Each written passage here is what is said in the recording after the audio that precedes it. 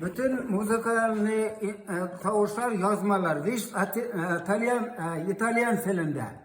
Hatırlarsınız mı yazmalar, müzikal yazmalar? Viş İtalyan tilinde. Потому что жер шарында birinchi bo'lib izobreteniya İtalyanlar o'ylab chiqargan. Mana haligi yozmalarni, notalarni bitinisida. Ularning instrumenti bo'lgan, garmga o'xshagan. Gel şuna iller bo'ylab yig'lab nu taralgan endi. Bular garm taralgan shekilli. Shundan bu neni ismi yo'q endi. İtalyanistlar degan ism aslında İtalyan degan ism turib qolgan bizga. Izobreteniya İtalyanistlarniki. Ular muzikantlar o'ynab yurganlar.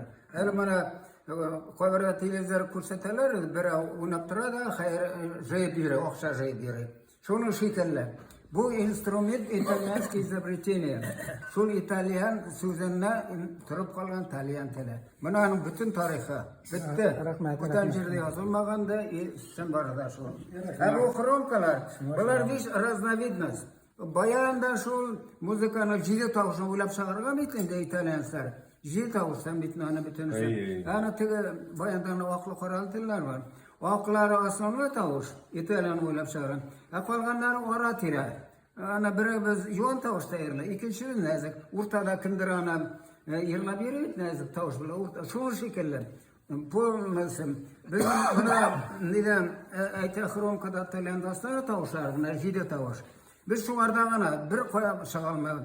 Bayandagilar o'rtadagi tovushlar bilan ikki tovush orasida muzikal alifbalari bor bitinde. Şunu balalar motor çıkarırlar, kurasında, hali biz oynayız, manada bir basıp, manada ikinci basıp, yana tuğan buzav şekilde oynayız bitler, kuvvemiz. Onlarda nani şıkşıma var.